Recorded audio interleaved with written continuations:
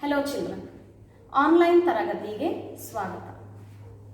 ನಮ್ಮ ಲಾಸ್ಟ್ ವಿಡಿಯೋನಲ್ಲಿ ನಾವು ಸಿಲೆಂಟ್ರೇಟ್ಸ್ ಹಾಗೂ ಟೀನೋಫೋರ್ಸ್ಗಳ ಗುಣಲಕ್ಷಣಗಳು ಹಾಗೂ ಅವುಗಳಲ್ಲಿ ಬರುವ ಉದಾಹರಣೆಗಳನ್ನು ತಿಳ್ಕೊಂಡಿದ್ವಿ. ನಮ್ಮ ಇವತ್ತಿನ ಕ್ಲಾಸ್ನಲ್ಲಿ ನಾವು ಇನ್ನೂ 2 ಫೈಲಮ್ಗಳ ಬಗ್ಗೆ ತಿಳ್ಕೊಳ್ಳೋಣ. ಮೊದಲನೇದು ಪ್ಲಾಟಿಹೆಲ್ಮಿಂಥಸ್, ಎರಡನೇದು ಆಸ್ಕ್ಹೆಲ್ಮಿಂಥಸ್. ಪ್ಲಾಟಿಹೆಲ್ಮಿಂಥಸ್ ಅಂದ್ರೆ ಚಪ್ಪಟೆ ಹುಳುಗಳು, ಚಪ್ಪಟೆ ಹುಳುಗಳು ಅಂತ ಕರೀತಾರೆ. ನೀವು ನನ್ನ ಹಿಂದ್ಗಡೆ ಸ್ಕ್ರೀನ್ ಅಲ್ಲಿ ನೋಡ್ತಾ ಇರಬೇಕು. ವಾಟ್ ಯು ಆರ್ ಸೀಯಿಂಗ್ ಅದು ನೋಡಿದ್ರೆ ನಿಮಗೆ ಒಂದು ಎಲೆ ಅದ ಏನೋ ಅನ್ನೋ ರೀತಿಯಲ್ಲಿ ಕಾಣಿಸ್ತಿರುತ್ತೆ. It appears as if it is a leaf.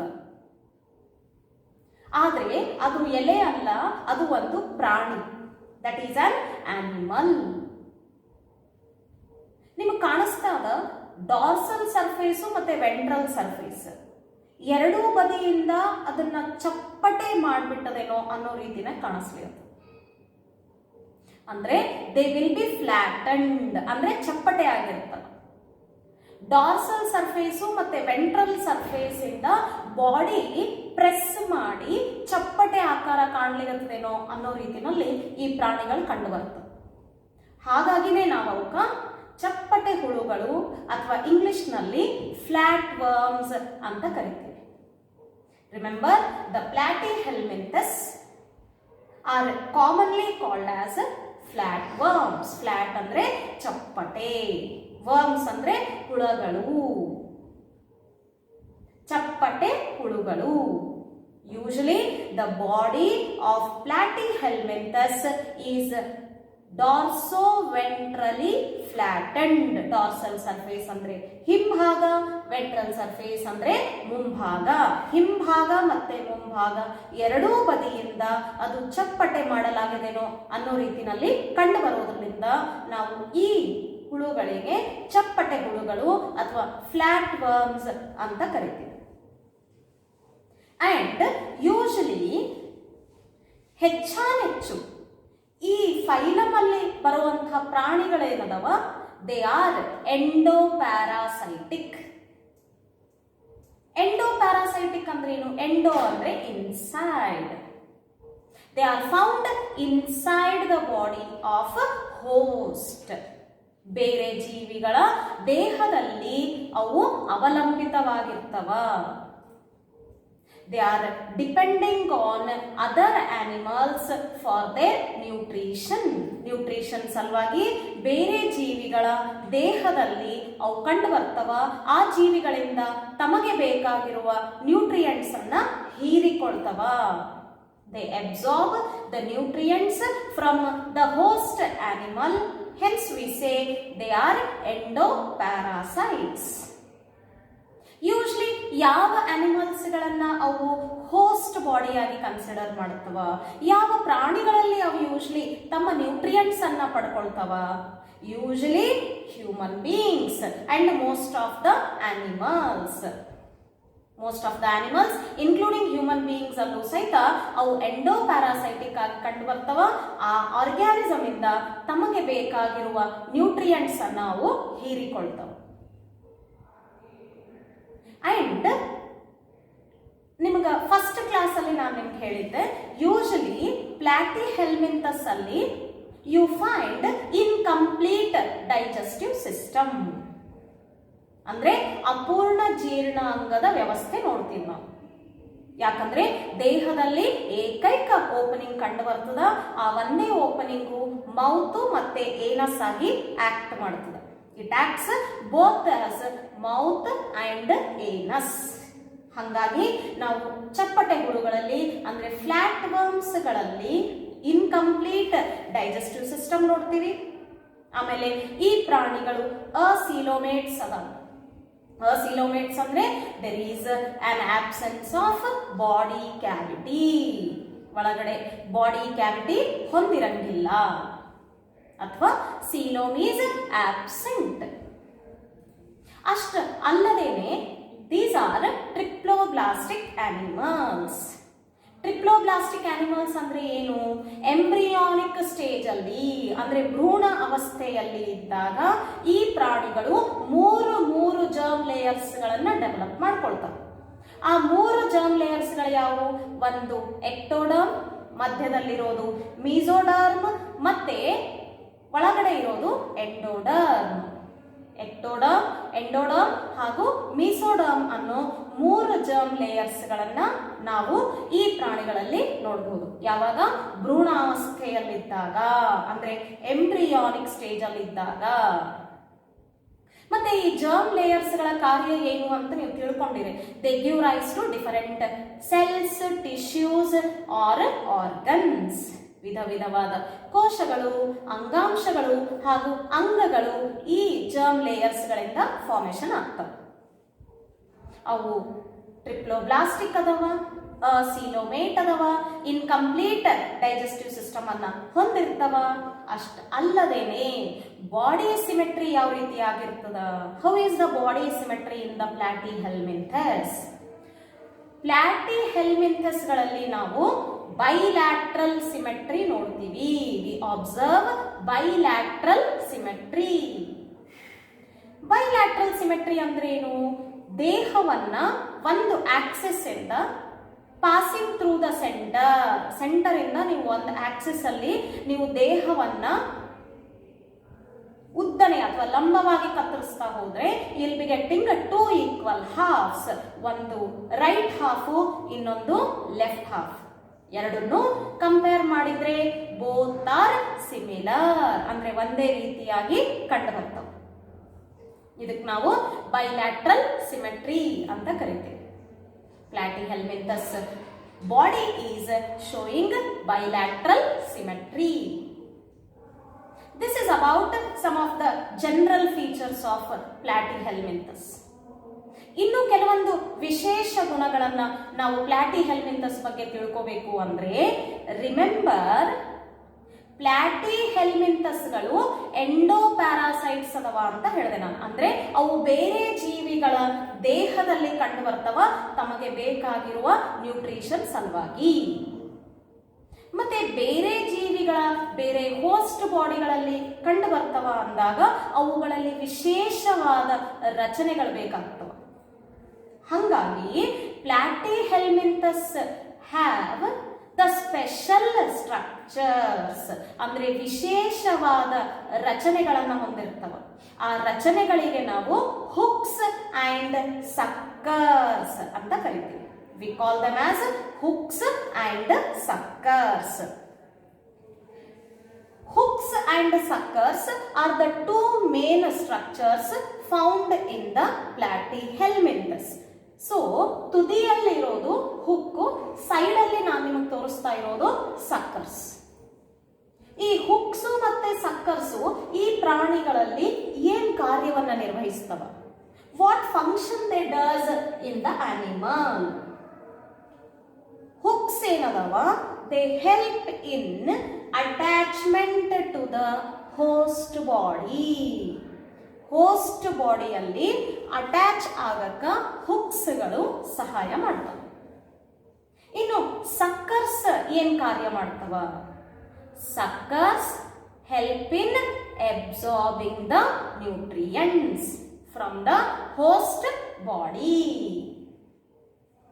ನೆನ್ಪಿಟ್ಕೊಳ್ರಿ, hooks help in attachment within the host body.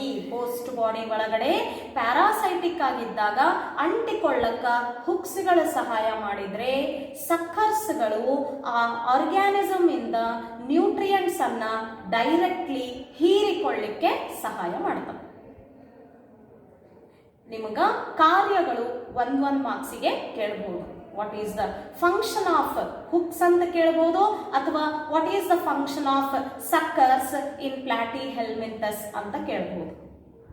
Hooks help in attachment, suckers help in absorbing the nutrients or sucking the nutrients from the host body. This is about the hooks and suckers which helps the animal for absorbing the nutrients. ಮತ್ತೆ excretion ಹೆಂಗ್ ಮಾಡ್ತವ? How do they remove the waste materials from the body. ಪ್ಲಾಟಿಹೆಲ್ಮಿಂಥಸ್ಗಳಲ್ಲಿ ವಿಶೇಷವಾದ ಕೋಶಗಳು ಕಂಡುಬರ್ತವೆ. The platyhelminthes show the specialized cells called flame cells. Flame cells ಎನ್ನುವ ವಿಶೇಷವಾದ ಕೋಶಗಳು ಪ್ಲಾಟಿಹೆಲ್ಮಿಂಥಸ್ ಅಲ್ಲಿ ಕಂಡುಬರ್ತವ. ಈ ಫ್ಲೇಮ್ ಸೆಲ್ಸ್ಗಳು 2 ಕಾರ್ಯವನ್ನ ನಿರ್ವಹಿಸ್ತವೆ. ಮೊದಲನೇದು ಆಸ್ಮೋರೆಗ್ಯುಲೇಷನ್, ಎರಡನೇದು ಎಕ್ಸ್ಕ್ರೀಷನ್. ಆಸ್ಮೋರೆಗ್ಯುಲೇಷನ್ ಅಂದ್ರೆ ಏನು? Osmoregulation means to balance the water and ionic concentration in the body of the animal. ಅಂದ್ರೆ ಪ್ರಾಣಿಯ ದೇಹದಲ್ಲಿ ನೀರು ಹಾಗೂ ಲವಣಗಳ ಬ್ಯಾಲೆನ್ಸ್ ನೋಡ್ಕೊಳ್ಳಕ ಸಹಾಯ ಮಾಡ್ತವೆ. ಯಾವ ಸೆಲ್ಸ್ಗಳು? Flame cells. The flame cells help in regulating, or we can say help in balancing the water and ionic concentration in the body of the animal. ಅಂದ್ರೆ ಪ್ರಾಣಿಯ ದೇಹದಲ್ಲಿ ನೀರು ಹಾಗೂ ಲವಣಗಳ ಕಾನ್ಸಂಟ್ರೇಷನ್ ಹೆಚ್ಚು ಕಡಿಮೆ ಆಗದೇ ಇರೋ ರೀತಿಯಲ್ಲಿ ಬ್ಯಾಲೆನ್ಸ್ ಮಾಡುದು. ಇದಕ್ಕೆ ನಾವು ಆಸ್ಮೋರೆಗ್ಯುಲೇಷನ್ ಅಂತ ಕರಿತೀವಿ. ಅಷ್ಟಲ್ಲದೆ ಇನ್ನೊಂದು ಕಾರ್ಯ ಎಕ್ಸ್ಕ್ರೀಷನ್. ಅಂದ್ರೆ ದೇಹದಲ್ಲಿ ಫಾರ್ಮೇಶನ್ ಆಗಿರುವಂತಹ ವೇಸ್ಟ್ ಮಟೀರಿಯಲ್ಸ್ ಗಳನ್ನ ಹೊರಗಡೆ ಹಾಕಕ್ಕ ಸಹಾಯ ಮಾಡುವಂತಹ ಕೋಶಗಳು, ಅವೇ ಫ್ಲೇಮ್ ಸೆಲ್ಸ್. ನಿಮಗೆ 1 ಮಾರ್ಕ್ಸಿನ ಕ್ವಶನ್ ಕೇಳಬಹುದು. Name the special cells or specialized cells in platyhelminthes which helps in excretion. ಎಕ್ಸ್ಕ್ರೀಷನ್ಗೆ ಸಹಾಯ ಮಾಡುವಂತಹ ಕೋಶಗಳು ಯಾವುವು? They are flame cells. ಇಲ್ಲ ಅಂದ್ರೆ ನಿಮಗೆ 2 ಮಾರ್ಕ್ಸ್ ಇಂದ ಇನ್ನೊಂದು ಕ್ವಶನ್ ಕೇಳಬಹುದು. Mention the functions of flame cells ಅಂತ ಹೇಳಿ. If they ask you to write the functions of flame cells, you have to mention 2 words. ಅಲ್ಲಿ 2 ವರ್ಡ್ಸ್ ಗಳು ಬರ್ತವ. ಒಂದು ವರ್ಡ್ಗೆ 1 ಮಾರ್ಕ್ಸ್. ಒಂದು ಆಸ್ಮೋರೆಗ್ಯುಲೇಷನ್, ಯು ಗೆಟ್ 1 ಮಾರ್ಕ್.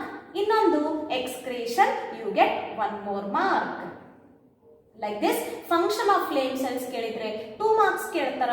ಇಲ್ಲ name the cells which are responsible for excretion in platyhelminthes, that is flame cells ಕೇಳಿದ್ರೆ 1 ಮಾರ್ಕ್ಸಿಗೆ ನಿಮ್ಗೆ question ಕೇಳ್ತಾರೆ. This is about the excretion done by flame cells in the platyhelminthus. ಮತ್ತೆ sexes are separate or not separate ಅಂತ ನೋಡಿದ್ರೆ ಪ್ಲಾಟಿಹೆಲ್ಮಿಂಥಸ್ಗಳಲ್ಲಿ sexes are not separate. Sexes are not separate ಅನ್ನೋದಕ್ಕ ನಾನು 2 words ಗಳನ್ನ ಹೇಳಿದ್ದೆ. ಒಂದು ಹರ್ಮಾಫ್ರೋಡೈಟ್ ಅನ್ಬೋದು ಅಥವಾ ಇನ್ನೊಂದು ಮೊನೋಯಿಷಿಯಸ್ ಅನ್ನಬಹುದು. You can say it as this animal as either hermaphrodite ಅಂದ್ರೆ ಇಲ್ಲ ಅಂದ್ರೆ ಮೊನೋಯಿಷಿಯಸ್ ಅನ್ನಬಹುದು. ಅಂದ್ರೆ sexes are not separate means male sex female sex are present in the same animal. ದ್ವಿಲಿಂಗಿಗಳು ಅಥವಾ ಬೈಸೆಕ್ಷುವಲ್ ಆನಿಮಲ್ ಆಗಿರ್ತವ. ಯಾವ? ಪ್ಲಾಟಿಹೆಲ್ಮಿಂಥಸ್. Sexes are not separate and where the fertilization takes place. ಅಂದ್ರೆ ನಿಷೇಚನ ಕ್ರಿಯೆ ದೇಹದ ಒಳಗಡೆ ಆಗ್ತದೋ ಅಥವಾ ದೇಹದ ಹೊರಗಡೆ ಆಗ್ತದೋ ಅಂತ ನೋಡಿದ್ರೆ the fertilization in the platyhelminthes is internal. ಅಂದ್ರೆ ದೇಹದ ಒಳಗಡೆ ಫರ್ಟಿಲೈಸೇಷನ್ ಕಂಡುಬರ್ತದೆ. Remember, the fertilization takes place within the body. ಮತ್ತೆ ಡೆವಲಪ್ಮೆಂಟ್ ಡೈರೆಕ್ಟ್ ಆಗಿರ್ತದೋ ಅಥವಾ ಇಂಡೈರೆಕ್ಟ್ ಆಗಿರ್ತದೋ. ಅಂದ್ರೆ ಲಾರ್ವಲ್ ಸ್ಟೇಜ್ ಪಾಸ್ ಆಗಿ ಆಮೇಲೆ ಅಡಲ್ಟ್ ಆದ್ರೆ ಅದಕ್ಕೆ ನಾವು ಇಂಡೈರೆಕ್ಟ್ ಡೆವಲಪ್ಮೆಂಟ್ ಅಂತೀವಿ. ಇಲ್ಲ ಲಾರ್ವಲ್ ಸ್ಟೇಜ್ ಬರಲಿಲ್ಲ, ಡೈರೆಕ್ಟ್ಲಿ ಅಡಲ್ಟ್ ಆಯ್ತು, ಅಥವಾ ಲಾರ್ವಲ್ ಸ್ಟೇಜು ಅಥವಾ ಅಡಲ್ಟು ಅಂತ ನಾವು ಡಿಫ್ರೆನ್ಶಿಯೇಟ್ ಮಾಡ್ಲಿಕ್ಕೆ ಆಗಂಗಿಲ್ಲ ಅಂದಾಗ ನಾವು ಅದಕ್ಕೆ ಡೈರೆಕ್ಟ್ ಡೆವಲಪ್ಮೆಂಟ್ ಅಂತ ಕರಿತೀವಿ. ಬಟ್ ಪ್ಲಾಟಿಹೆಲ್ಮಿಂಥಸ್ ಅಲ್ಲಿ ಹಂಗಲ್ಲ, ದ ಡೆವಲಪ್ಮೆಂಟ್ ಈಸ್ ಇಂಡೈರೆಕ್ಟ್. ಅಂದ್ರೆ ಎಂಬ್ರಿಯೋ ಡೆವಲಪ್ಮೆಂಟ್ ಆಗ್ತಾ ಇರಬೇಕಾದ್ರೆ it passes through several larval stages. The animals of Platyhelminthes passes through several larval stages. Hence, we say the development is indirect. Development in the Platyhelminthes is indirect. Fertilization is internal, and sexes are not separated. These are some of the reproductive characters. ಅಂದ್ರೆ ಇಲ್ಲಿ sexual reproduction ಆಗ್ತದ ಅಂತ ನಿಮಗೆ ಗೊತ್ತಾಯ್ತು. ಅಂದ್ರೆ ಸೆಕ್ಸಸ್ಗಳು ಕಂಡು ಬರ್ತವ, ಮೇಲ್ gamete female gamete formation ಆಗ್ತವ, ಎರಡು ಫ್ಯೂಸ್ ಆಗ್ತದ, ನಿಷೇಚನ ಕ್ರಿಯೆ ಆಗ್ತದ, ಲಾರ್ವಲ್ ಸ್ಟೇಜ್ ಪಾಸ್ ಆಗ್ತಾ ಆಗ್ತಾ ಫೈನಲಿ ಅಡಲ್ಟ್ ಫಾರ್ಮೇಶನ್ ಆಗ್ತದ. ಮತ್ತೆ ಈ ಪ್ರಾಣಿಗಳಲ್ಲಿ ಅಸೆಕ್ಸುವಲ್ ರಿಪ್ರೊಡಕ್ಷನ್ ಆಗ್ತದೋ ಅಥವಾ ಆಗಂಗಿಲ್ಲೋ ಅಂತ ನೋಡಿದ್ರೆ ಕೆಲವೊಂದು ಪ್ರಾಣಿಗಳಲ್ಲಿ means the animals coming under Platyhelminthes have the high capacity of regeneration. They have the high capacity of regeneration of the body. Regeneration of the body ನಾವು ಎಲ್ಲಿ ನೋಡಬಹುದು ಅಥವಾ regeneration of the body ಅಂದ್ರೆ ಏನು? ಯೂಶಲಿ ನೀವು ಪ್ಲೆನೇರಿಯಾಗಳಲ್ಲಿ ನೋಡಬಹುದು. ಪ್ಲೆನೇರಿಯಾ is one of the animal. Planaria, one of the animal coming under Platyhelminthes. ಚಪ್ಪಟೆ ಹುಳುಗಳಲ್ಲಿ ಬರುವಂತಹ ಒಂದು ಪ್ರಾಣಿ ದಟ್ ಈಸ್ ಪ್ಲೆನೇರಿಯಾ. ನೀವಲ್ಲಿ ನೋಡ್ತಾ ಇರೋದು ಪ್ಲೆನೇರಿಯಾದ ಫಸ್ಟ್ ಫಿಗರ್ ಅಲ್ಲಿ ನೀವು ಕಂಪ್ಲೀಟ್ ಪ್ಲೆನೇರಿಯಾ ನೋಡಬಹುದು. Due to some reasons second figure ಅಲ್ಲಿ body of the planaria cut ಆಗಿ ಎರಡು ಭಾಗಗಳಾಗಿ ವಿಭಜನೆ ಆಗಿದೆ. ಆ ಎರಡೂ ಭಾಗಗಳು ಅಂದ್ರೆ ಮೇಲಿನ ಅರ್ಧ ಕೆಳಗಿನ ಅರ್ಧವನ್ನ ಡೆವಲಪ್ ಮಾಡ್ಕೊಳ್ಳೋ ಕೆಪಾಸಿಟಿ ಇದ್ರೆ, ಕೆಳಗಿನ ಅರ್ಧ ಮೇಲಿನ ಅರ್ಧವನ್ನ ಡೆವಲಪ್ ಮಾಡ್ಕೊಳ್ಳೋ ಅಂತ ಕೆಪಾಸಿಟಿ ಅದು.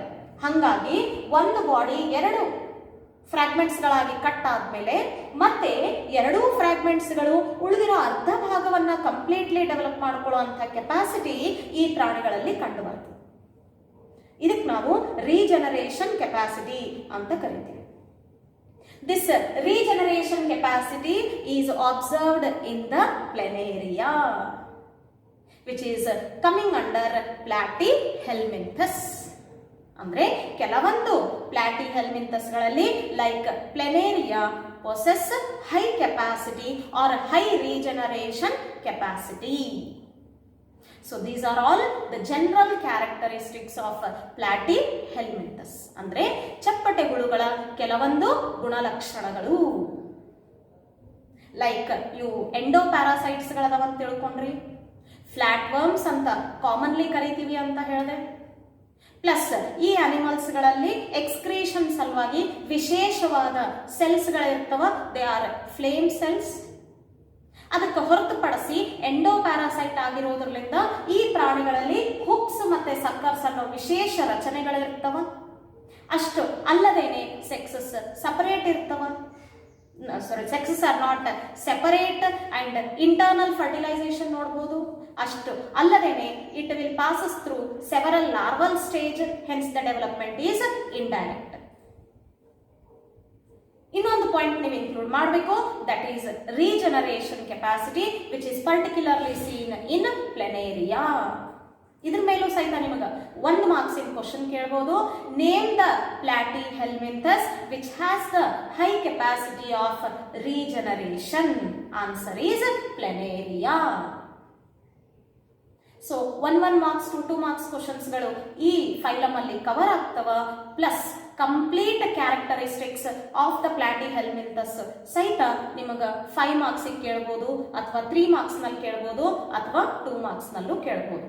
They may ask you to mention the characteristics of Platyhelminthes in 2 mark question, 3 mark question or 5 mark question. ನೀವು ಇಂಪಾರ್ಟೆಂಟ್ ಕ್ಯಾರೆಕ್ಟರ್ಸ್ ಗಳನ್ನ ಬರೆಯೋದು ಮಾತ್ರ ಮರಿಬಾರ್ದು. ಎಂಡೋಪ್ಯಾರಾಸೈಟ್ ಅನ್ನೋದು ಮೆನ್ಷನ್ ಮಾಡಬೇಕು, ಪ್ಲಸ್ ಹುಕ್ಸ್ ಸಕ್ಕರ್ಸ್ ಅನ್ನೋದು ಮೆನ್ಷನ್ ಆಗಿರಬೇಕು. ಅಷ್ಟಲ್ಲದೇನೆ you have to mention about flame cells, regeneration capacity and development, that is indirect development. ಇಷ್ಟು ಇಂಪಾರ್ಟೆಂಟ್ ಪಾಯಿಂಟ್ಸ್ ಗಳನ್ನ ನೀವು ಮೆನ್ಷನ್ ಮಾಡಿ characteristics of the Platyhelminthes mention ಮಾಡಬೇಕಾಗುತ್ತೆ. So this is all about the general characteristics of the platyhelminthes. Next we'll study some of the examples for platyhelminthes. ಪ್ಲಾಟಿಹೆಲ್ಮಿಂಥಸ್ಗಳಲ್ಲಿ ಬರುವಂತಹ ಕೆಲವೊಂದು ಉದಾಹರಣೆಗಳನ್ನು ನೋಡ್ತಾ ಹೋಗೋಣ. The first example which you can see is Taenia. Taenia is scientific name and commonly we call it as tapeworm. ಲಾಡಿ ಹುಳು ಅಂತ ಕನ್ನಡದಲ್ಲಿ ನೀವು ಓದಿರ್ತೀರಿ. So tapeworm is one of the animal or the first example which you are seeing is coming under platyhelminthes. So second example is Phaseola or commonly called as the liver fluke. Phaseola ಅನ್ನಬಹುದು ಅಥವಾ commonly ನಾವು ಅದಕ್ಕೆ liver fluke ಅಂತ ಕರಿತೀವಿ. ನಿಮಗೆ third example ತೋರಿಸ್ತೀನಿ, mostly ನೀವು identify ಮಾಡಬಹುದು. Yes, it is planaria. The third animal what you are seeing is planaria. So these are some of the examples for platyhelminthes. ಮೊದಲನೇದು ನೀವು ಟೇಪ್ವರ್ಮ್ ನೋಡಿದ್ರಿ. The second one you have seen was liver fluke and third one ನೀವು ಇವಾಗ ನೋಡ್ತಾ ಇರೋದು ಪ್ಲೆನೇರಿಯಾ. Usually ಹೆಚ್ಚು ಅವು endoparasitic ಆಗಿರೋದ್ರಿಂದ they are involved in causing some diseases. So this is all about platyhelminthes. ಚಪ್ಪಟೆ ಹುಳುಗಳ ಗುಣಲಕ್ಷಣಗಳು ಹಾಗೂ ಅವುಗಳ ಉದಾಹರಣೆಗಳನ್ನ ನೋಡಿದ್ವಿ. ನೆಕ್ಸ್ಟ್ ನಾವು ಇನ್ನೊಂದು ಫೈಲಮ್ಗೆ ಹೋಗೋಣ. Will move on with the next phylum. ಆ ಫೈಲಮ್ ಬಗ್ಗೆ ತಿಳ್ಕೊಳ್ಳೋಕ್ಕೂ ಮುಂಚೆ you can see the animal on the screen. ನೀವು ಒಂದು ಆನಿಮಲ್ ಸ್ಕ್ರೀನ್ ಅಲ್ಲಿ ನೋಡ್ತಾ ಇದ್ದೀರಿ.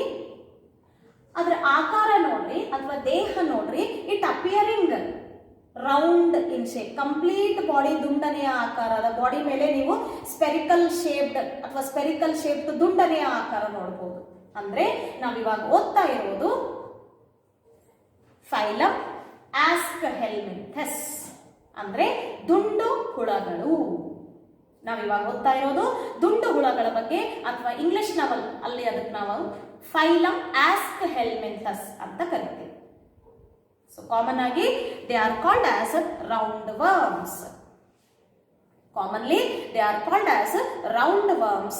Why? Because ಯಾಕೆ ನಾವು ಅವಕ್ಕೆ roundworms ಅಂತ ಕರಿತೀವಿ ಅಂದಾಗ, ನೀವು ಕ್ರಾಸ್ ಸೆಕ್ಷನ್ ತಗೊಂಡ್ರೆ ಅಂದ್ರೆ ಅಡ್ಡ ಸೀಳಿಕೆ ತಗೊಂಡಾಗ ಇದು ದುಂಡನೆಯ ಆಕಾರ ಅಥವಾ ಸ್ಪೆರಿಕಲ್ ಆಕಾರ ಕಂಡಂಗೆ ಕಾಣಿಸ್ತದೆ. ಹಾಗಾಗಿ ನಾವು ಈ ಪ್ರಾಣಿಗಳಿಗೆ roundworms ಅಂತ ಕರಿತೀವಿ. Remember, when you take the cross section, ಅಡ್ಡ ಸೀಳಿಕೆ ತಗೊಂಡಾಗ ಈ ಪ್ರಾಣಿಗಳ, ಇದು ಉದ್ದನೆಯ ಪ್ರಾಣಿ ಅದಂತ ತಿಳ್ಕೊರಿ. ಇದನ್ನ ಅಡ್ಡ ಸೀಳಿಕೆ ತಗೊಂಡಾಗ, ಕ್ರಾಸ್ ಸೆಕ್ಷನ್ ತಗೊಂಡಾಗ ನಿಮಗ ಈ ಪ್ರಾಣಿ ದುಂಡನೆಯ ಅಥವಾ ಸರ್ಕ್ಯುಲರ್ ಇನ್ ಶೇಪ್ ಕಾಣೋದ್ರಿಂದ ನಾವು ಅವಕ್ಕ ದುಂಡು ಹುಳಗಳು ಅಂತ ಕರಿತೀವಿ. ಸೊ ಈ ರೌಂಡ್ ವರ್ಮ್ಸ್ಗಳು ಯೂಶ್ಲಿ ಹ್ಯಾಬಿಟೆಟ್ ಎಲ್ಲಿ ಕಂಡು ಬರ್ತದ? Some of the roundworms are free living. Some of the roundworms are parasitic. ಅಂದ್ರೆ ಕೆಲವೊಂದು ದುಂಡು ಹುಳಗಳು ಫ್ರೀ ಲಿವಿಂಗ್ ಆಗಿರ್ತಾವ, ಅಂದ್ರೆ ಬೇರೆ ಆನಿಮಲ್ಸ್ ಮೇಲೆ ಡಿಪೆಂಡ್ ಆಗಿರಂಗಿಲ್ಲ. ಬಟ್ ಕೆಲವೊಂದು ರೌಂಡ್ ವರ್ಮ್ಸ್ ಗಳೇನದವ, they are depending on other animals or plants, ಅಂದ್ರೆ ಪ್ಯಾರಾಸೈಟಿಕ್ ಅಂತ ಹೇಳ್ತೀವಿ ನಾವು. ಕೆಲವೊಂದು ರೌಂಡ್ ವರ್ಮ್ಸ್ಗಳು ಫ್ರೀ ಲಿವಿಂಗ್ ಇದ್ರೆ, ಇನ್ನು ಕೆಲವೊಂದು ರೌಂಡ್ ವರ್ಮ್ಸ್ಗಳು ಪ್ಯಾರಾಸೈಟಿಕ್ ಆಗಿರ್ತವ. ಫ್ರೀ ಲಿವಿಂಗ್ ಇದ್ರೆ ಎಲ್ಲಿ ಕಂಡು ಬರ್ತವ? ಫ್ರೀ ಲಿವಿಂಗ್ ಇದ್ರೆ ಕೆಲವೊಂದು ಎಕ್ವಾಟಿಕ್ ಹ್ಯಾಬಿಟಾಟ್ ಅಲ್ಲಿ ಕಂಡು ಬರ್ತವ, ಇನ್ನು ಕೆಲವೊಂದು ಟೆರೆಸ್ಟ್ರಿಯಲ್ ಹ್ಯಾಬಿಟಾಟ್ ಅಲ್ಲಿ ಕಂಡು ಬರ್ತವ. ಎಕ್ವಾಟಿಕ್ ಅಂದ್ರೆ ನೀರಲ್ಲಿ, ಟೆರೆಸ್ಟ್ರಿಯಲ್ ಅಂದ್ರೆ ನೆಲದ ಮೇಲೆ. ಫ್ರೀ ಲಿವಿಂಗ್ ಆಗಿರುವಂತಹ ರೌಂಡ್ ವರ್ಮ್ಸ್ಗಳು some are aquatic and some are terrestrial. ಇಲ್ಲ ಪ್ಯಾರಾಸೈಟಿಕ್ ಆಗಿರುವಂತಹ ರೌಂಡ್ ವರ್ಮ್ಸ್ಗಳು they may be found in the plants or animals. Plants or animals ಗಳಲ್ಲಿ ನಾವು ಇವು ಪ್ಯಾರಾಸೈಟಿಕ್ ಆಗಿ ನೋಡಬಹುದು.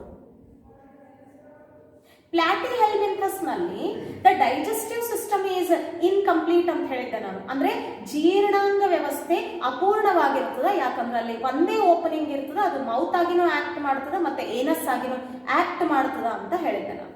ಬಟ್ ಆಸ್ಕ್ ಹೆಲ್ಮಿಂಥಸ್ ಅಲ್ಲಿ ಹಂಗಲ್ಲ. You can see the well developed alimentary canal. Well developed alimentary canal ನೋಡಬಹುದು, ಯಾಕಂದ್ರೆ ಅಲ್ಲಿ ಡೆವಲಪ್ಡ್ ಫ್ಯಾರಿಂಗ್ಸ್ ಕಂಡು ಬರ್ತದ.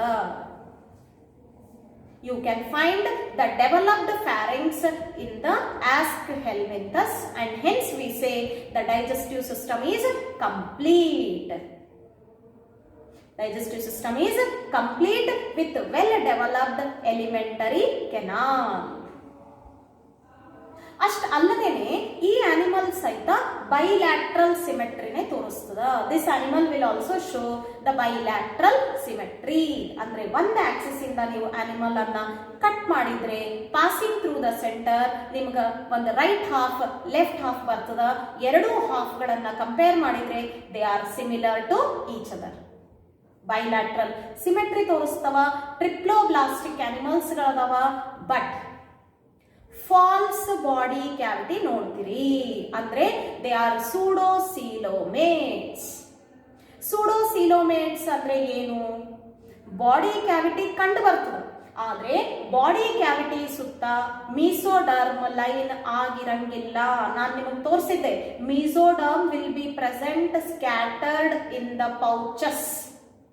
ಎಕ್ಟೋಡರ್ಮ್ ಹಾಗೂ ಎಂಡೋಡರ್ಮಿನ ಮಧ್ಯದಲ್ಲಿ ಅಲ್ಲೇನು ನಾವು ಬಾಡಿ ಕ್ಯಾವಿಟಿ ನೋಡ್ತೀವಿ, ಆ ಬಾಡಿ ಕ್ಯಾವಿಟಿಯಲ್ಲಿ you can find mesoderm is scattered in the form of pouches.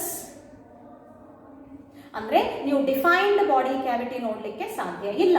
ಖಾಲಿ ಜಾಗ ಇದ್ರೂ ಸಹಿತ ಅದ್ರ ಮೇಲೆ ಮಿಸೋಡರ್ಮ್ ಲೈನ್ ಆಗಿರಂಗಿಲ್ಲ. ಬಟ್ ದಿಸ್ ಮಿಸೋಡರ್ಮ್ ಸ್ಕ್ಯಾಟರ್ಡ್ ಅಂದ್ರೆ ಹರಡಿಕೊಂಡಿರ್ತದ in the form of pouches.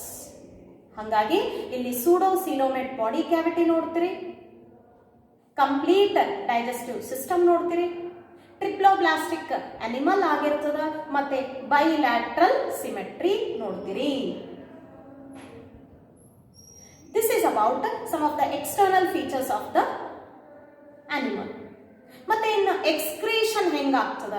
How do they excrete? How do they remove the waste materials produced in the body? ದೇಹದಲ್ಲಿ ಉತ್ಪತ್ತಿ ಆಗಿರುವಂತಹ ವೇಸ್ಟ್ ಮಟೀರಿಯಲ್ಸ್ಗಳು ಕ್ಯಾವಿಟಿಯಿಂದ, ಕ್ಯಾವಿಟಿ ಒಳಗಡೆ ಡೆವಲಪ್ ಆಗಿರುವಂತಹ ಅಥವಾ ಫಾರ್ಮೇಶನ್ ಆಗಿರುವಂತಹ ವೇಸ್ಟ್ ಮೆಟೀರಿಯಲ್ಸ್ ಅಥವಾ ಎಕ್ಸ್ಕ್ರೀಟರಿ ವೇಸ್ಟ್ ಏನದ, that will be excreted through the excretory pore. ಅಂದ್ರೆ ಎಕ್ಸ್ಕ್ರೀಷನ್ ಮಾಡೋ ಸಲುವಾಗಿ ಅವುಗಳಲ್ಲಿ ಒಂದು ರಂಧ್ರ ಕಂಡು ಬರ್ತದ, ಅದಕ್ಕೆ ನಾವು ಎಕ್ಸ್ಕ್ರೀಟರಿ ಪೋರ್ ಅಂತ ಕರಿತೀವಿ. Through the excretory pore, it will excrete the excretory waste generated in the body cavity. Body ಕ್ಯಾವಿಟಿಯಲ್ಲಿ ಡೆವಲಪ್ ಆಗಿರುವಂಥ ಎಕ್ಸ್ಕ್ರೀಟರಿ ವೇಸ್ಟ್ ಹೊರ ಹಾಕಕ್ಕ ಅವುಗಳಲ್ಲಿ ಎಕ್ಸ್ಕ್ರೀಟರಿ ಪೋರ್ ಕಂಡು ಬರ್ತದ.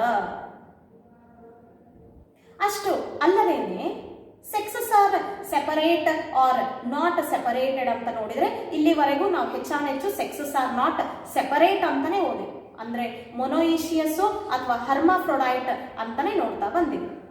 ಬಟ್ ಆಸ್ಕ್ ಹೆಲ್ಮಿಂಥಸ್ ಅಲ್ಲಿ ಆ ತರ ಅಲ್ಲ, sexes are separate. Sexes are separate ಅಂದ್ರೆ ನಾನು ನಿಮಗೆ ಹೇಳಿದ್ದೆ, ಇನ್ನೊಂದು ವರ್ಡ್ ನಾವು ಯೂಸ್ ಮಾಡ್ತೀವಿ, that is dioecious. Sexes are separate ಅಂದ್ರೆ ಮೇಲ್ ಆರ್ಗ್ಯಾನಿಸಮ್ ಅಲ್ಲಿ ಮೇಲ್ ಸೆಕ್ಸ್ ಇದ್ರೆ ಫಿಮೇಲ್ ಆರ್ಗ್ಯಾನಿಸಮ್ ಅಲ್ಲಿ ಫಿಮೇಲ್ ಸೆಕ್ಸ್ ನೋಡಬಹುದು. ಹಾಗಾಗಿ we say the sexes are separate. ಅಂದ್ರೆ ಯೂನಿಸೆಕ್ಷುವಲ್ ಆನಿಮಲ್ಸ್, ಏಕಲಿಂಗ ಜೀವಿಗಳು. ಮೊನೋಯಿಷಿಯಸ್ ಅಂದ್ರೆ sexes are not separate. Dioecious ಅಂದ್ರೆ sexes are separate. Sexes are separate ನಾವು ಆಸ್ಕ್ ಹೆಲ್ಮಿಂಥಸ್ ಅಲ್ಲಿ ನೋಡಬಹುದು. And mail organism female organism ನಾವು ಡಿಫರೆನ್ಶಿಯೇಟ್ ಮಾಡಬಹುದು. ಯೂಶಲಿ ಇಲ್ಲಿ ಮೇಲ್ಸ್ ಫಿಮೇಲ್ಸ್ ನೀವು ಹೆಂಗೆ ಡಿಫರೆನ್ಶಿಯೇಟ್ ಮಾಡ್ತೀರಿ ಅಂದ್ರೆ, males are usually smaller than females. ಗಂಡು ಹುಳುಗಳು ಹೆಣ್ಣು ಹುಳುಗಳಕ್ಕಿಂತ ಚಿಕ್ಕದಾಗಿರ್ತವ. They will be smaller in their size. Male aschelminthus or male animal will be smaller than the female animal. Remember, fertilization usually internal ಆಗ್ತದ, ಅಂದ್ರೆ ದೇಹದ ಒಳಗಡೆ ಇಲ್ಲಿ ಫರ್ಟಿಲೈಸೇಷನ್ ಆಗ್ತದ. ಆಮೇಲೆ ಡೆವಲಪ್ಮೆಂಟ್ ಕೆಲವೊಂದು ಅನಿಮಲ್ಸ್ ಗಳಲ್ಲಿ ಡೈರೆಕ್ಟ್ ಡೆವಲಪ್ಮೆಂಟ್ ಆದ್ರೆ ಇನ್ನು ಕೆಲವೊಂದು ಅನಿಮಲ್ಸ್ ಗಳಲ್ಲಿ ಇಂಡೈರೆಕ್ಟ್ ಡೆವಲಪ್ಮೆಂಟ್ ಆಗಬಹುದು. Remember, some animals of Aschelminthus show direct development. Some animals of Aschelminthus show indirect development. Already direct, indirect development 2-3 ಕ್ಲಾಸ್ಗಳಲ್ಲಿ ಕೇಳ್ತಾ ಬಂದಿರಿ. ಇವತ್ತು ಸಹಿತ ನಾನು ನಿಮ್ಗೆ ಹೇಳಿದೆ what is direct development, what is indirect development. Remember, ಮತ್ತೆ ಹೇಳ್ತೀನಿ, ಸೆಕ್ಸಸ್ ಆರ್ ಸೆಪರೇಟ್. ಅಂದ್ರೆ ಡಯೇಷಿಯಸ್ ಆನಿಮಲ್ ಆಗಿರ್ತದ ಅಥವಾ ಯೂನಿಸೆಕ್ಸುವಲ್ ಆನಿಮಲ್ ಆಗಿರ್ತದ. ಇದು ಮೇಲ್ ಆರ್ಗ್ಯಾನಿಸಮ್ ಅದ, ಇದು ಫಿಮೇಲ್ ರೌಂಡ್ ವರ್ಮ್ ಅದ ಅಂತ ನೀವು ಡಿಫರೆನ್ಶಿಯೇಟ್ ಮಾಡಬಹುದು. ಫರ್ಟಿಲೈಸೇಷನ್ ಇಂಟರ್ನಲ್ ಇರ್ತದ, ಆಮೇಲೆ ಡೆವಲಪ್ಮೆಂಟ್ ಡೈರೆಕ್ಟ್ ಆಗಿರ್ಬೋದು ಅಥವಾ ಇಂಡೈರೆಕ್ಟ್ ಆಗಿರ್ಬೋದು. ಈ ತರ some of the general characteristics of the Aschelminthus ನೋಡಿದ್ರಿ. ಮತ್ತೆ these general characteristics can be asked either in 2 marks or in 3 marks. General characteristics of the Aschelminthus ನೀಟಾಗಿ ಓದ್ಕೊಳ್ರಿ, which are important either for 2 marks or for 3 marks. These are all the general characteristics of the Aschelminthus. Next ನಾವು ನೋಡಬೇಕಾಗಿರೋದು the examples for Aschelminthus. So what are the examples for Aschelminthus? ನೋಡ್ತಾ ಹೋಗೋಣ. I will show you the animal on the screen. 2 ಹುಳಗಳು ನೀವು screen ಮೇಲೆ ನೋಡ್ತಾ ಇದ್ದೀರಿ. ದುಂಡು ಹುಳಗಳು, 2 ದುಂಡು ಹುಳಗಳೇ ಅದಾವ. They are Ascaris. Ascaris ಅಲ್ಲಿ ನೀವು ನೋಡಬಹುದು ಒಂದು ಮೇಲ್ ಅಸ್ಕ್ಯಾರಿಸ್, ಇನ್ನೊಂದು ಫಿಮೇಲ್ ಅಸ್ಕ್ಯಾರಿಸ್. ನಾನು ನಿಮ್ಗೆ ಹೇಳಿದೆ ಮೇಲ್ ಅಸ್ಕ್ಯಾರಿಸ್ ಫಿಮೇಲ್ ಅಸ್ಕ್ಯಾರಿಸ್ ಅಥವಾ ಮೇಲ್ ಆಸ್ಕೆಲ್ಮಿಂಥಸ್ ಫಿಮೇಲ್ ಆಸ್ಕೆಲ್ಮಿಂಥಸ್ ಡಿಫರೆನ್ಶಿಯೇಟ್ ಮಾಡಬಹುದು. ಯಾಕಂದ್ರೆ ಮೇಲ್ ಅಸ್ಕ್ಯಾರಿಸ್ ಚಿಕ್ಕದಾಗಿರ್ತವ, ಫಿಮೇಲ್ ಅಸ್ಕ್ಯಾರಿಸ್ ದೊಡ್ಡದಾಗಿರ್ತವ. ಮೋಸ್ಟ್ಲಿ ನಿಮ್ಗೆ ಅಲ್ಲಿ ಪಿಕ್ಚರ್ ಅಲ್ಲಿ ಕ್ಲಿಯರ್ ಆಗಿ ಐಡೆಂಟಿಫೈ ಆಗ್ಲಿಕ್ಕತ್ತದ ಅನ್ಕೊಂತೀನಿ. Hence in the ascaris we can differentiate male and female. Males are smaller, females are longer. Sexually ನಾವು ಡಿಫರೆನ್ಶಿಯೇಟ್ ಮಾಡಬಹುದು ನೋಡ್ರಿ. ಅಂದ್ರೆ ಇದು ಮೇಲ್ ಅದ, ಇದು ಫಿಮೇಲ್ ಅದ ಅಂತ ಹೇಳಿ ನಾವು ಸೆಕ್ಸುವಲಿ ಡಿಫರೆನ್ಶಿಯೇಟ್ ಮಾಡಬಹುದು. ಯಾವ ಆನಿಮಲ್ಸ್ಗೆ ನೀವು ಸೆಕ್ಸುವಲಿ ಈ ತರ ನೋಡಿದ ತಕ್ಷಣ ಡಿಫರೆನ್ಶಿಯೇಟ್ ಮಾಡಕ್ ಆಗ್ತದ, ಅದಕ್ಕೆ ನಾವು ಸೆಕ್ಸುವಲ್ ಡೈಮಾರ್ಫಿಸಮ್ ಅಂತ ಕರಿತೀವಿ. Sexual dimorphism, DIMORPHISM, dimorphism. Sexual dimorphism means the male and female animal can be differentiated. If male ಮತ್ತೆ female animals ನೀವು ಡಿಫರೆನ್ಶಿಯೇಟ್ ಮಾಡಬಹುದು ಅಂದಾಗ ನಾವು ಅದಕ್ಕೆ sexual dimorphism ಅಂತ ಕರಿತೀವಿ. So Ascaris ಏನದ, it is the animal which may cause disease in the human beings. ಇದು ಒಂದು ಇಂಟೆಸ್ಟೈನಲ್ ಪ್ಯಾರಾಸೈಟ್ ಆಗಿರ್ತದ. ಆಮೇಲೆ ಇದು ನೀರಿನ ಮುಖಾಂತರ ಅಂದ್ರೆ ಕಂಟ್ಯಾಮಿನೇಟೆಡ್ ವಾಟರ್ ಮುಖಾಂತರ ನಮ್ಮ ದೇಹದಲ್ಲಿ ಸೇರ್ಕೊಳ್ತದ. ಕರಳುಗಳಲ್ಲಿ ನಮಗೆ ಇನ್ಫೆಕ್ಷನ್ ಅನ್ನ ಉಂಟು ಮಾಡುತ್ತದೆ. ಯಾವುದು? ಅಸ್ಕ್ಯಾರಿಸ್. ನಾನು ನಿಮ್ಗೆ ಇನ್ನೊಂದು ಎಕ್ಸಾಂಪಲ್ ತೋರಿಸ್ತೇನೆ. You can see one more animal. This animal is Wuchereria. The animal what you are seeing on the screen is Wuchereria, commonly called as filarial worm. Filarial worm ಅಂತ ಕರಿತೀವಿ. ಇದಕ್ಕೆ ನಾವು ಅಥವಾ ಈ ಆನಿಮಲ್ ಏನದ ಅಥವಾ ಈ ವರ್ಮ್ ಏನದ ಅಥವಾ ಈ ಹುಳ ಏನದ, ಇಟ್ಸ್ ಆಲ್ಸೋ ಡೇಂಜರಸ್ ಆನಿಮಲ್. ಯಾಕಂದ್ರೆ ಇದು ಸಹಿತ ನಮ್ಮಲ್ಲಿ ರೋಗವನ್ನ ಉಂಟು ಮಾಡ್ತದ. ಅದಕ್ಕೆ ನಾವು ಫೈಲೇರಿಯಾಸಿಸ್ ಅಂತೀವಿ. ನೀವು ಆನೆಕಾಲು ರೋಗ ಅಂತ ನೋಡಿರ್ಬೇಕು. So that is caused by this animal. ಆನೆಕಾಲು ರೋಗ ಏನದ ನಮಗೆ ಈ ಅನಿಮಲ್ ಇಂದ ಉಂಟಾಗ್ತದೆ. ಯಾವ್ದಿದು? Wuchereria, commonly called as filarial worm. ಇದಕ್ಕೆ ನಾವು ಫೈಲೇರಿಯಲ್ ವರ್ಮ್ ಅಂತ ಕರಿತೀವಿ. ನಾನು ನಿಮ್ಗೆ ಇನ್ನೊಂದು ಅನಿಮಲ್ ಸ್ಕ್ರೀನ್ ಮೇಲೆ ತೋರಿಸ್ತೇನೆ. You can see another animal, that is hookworm. The animal what you are seeing on the screen is the hookworm, which is also called as Ancyclostoma. Ancyclostoma, or you can also call it as hookworm. ಇದು ಸಹಿತ contaminated water ಮುಖಾಂತರ ನಮ್ಮ ದೇಹದಲ್ಲಿ ಸೇರ್ಕೊಂಡು intestinal parasite ಆಗಿ ಉಳ್ಕೊಂಡು ಬಿಡ್ತದೆ. ಕೆಲವೊಂದು ಪ್ಯಾರಾಸೈಟಿಕ್ ಅದಾವ, ಕೆಲವೊಂದು ಫ್ರೀ ಲಿವಿಂಗ್ ಅದಾವ ಅಂತ ಹೇಳಿದೆ ನಾನು. ಸೊ ಇವಾಗ ನಾನು ತೋರಿಸಿರುವಂತಹ 3 ಎಕ್ಸಾಂಪಲ್ಸ್ ಏನದಾವ, ದೇ ಆರ್ ಪ್ಯಾರಾಸೈಟಿಕ್ ಆಸ್ಕೆಲ್ಮೆಂಥಸ್. ದುಂಡು ಹುಳಗಳಲ್ಲಿ ಬರುವಂತಹ 3 ಎಕ್ಸಾಂಪಲ್ಸ್ ಗಳನ್ನ ನೋಡಿದ್ರಿ. ನಾನು ಮೊದಲನೇದ್ದು ತೋರಿಸಿದ್ದು ವಾಸ್ ಅಸ್ಕ್ಯಾರಿಸ್, ಮೇಲ್ ಅಸ್ಕ್ಯಾರಿಸ್, ಫಿಮೇಲ್ ಅಸ್ಕ್ಯಾರಿಸ್ ಎರಡನ್ನೂ ನೋಡಿದ್ರಿ. ಎರಡನೇದ್ದು ನೋಡಿದ್ದು ಫೈಲೇರಿಯಲ್ ವರ್ಮ್ ಅಥವಾ ಬುಚರೇರಿಯಾ. ಇವಾಗ ನೀವು ನೋಡ್ತಾ ಇರೋದು hook worm. These are all the general characteristics and examples of 2 phylum. One is Platyhelminthes, another one is Aschelminthus. ಇಲ್ಲಿಗೆ ನಮ್ಮ ಇವತ್ತಿನ ವಿಡಿಯೋ ಇಲ್ಲಿಗೆ ಮುಗಿಯಿತು. ನಮ್ಮ ನೆಕ್ಸ್ಟ್ ವಿಡಿಯೋನಲ್ಲಿ ನಾವು ಇನ್ನೂ ಕೆಲ ಫೈಲಮ್ಗಳ ಗುಣಲಕ್ಷಣಗಳು ಹಾಗೂ ಅವುಗಳಲ್ಲಿ ಬರುವ ಉದಾಹರಣೆಗಳನ್ನು ತಿಳ್ಕೊಳ್ಳೋಣ. ಅಲ್ಲಿವರೆಗೂ ಟೇಕ್ ಕೇರ್.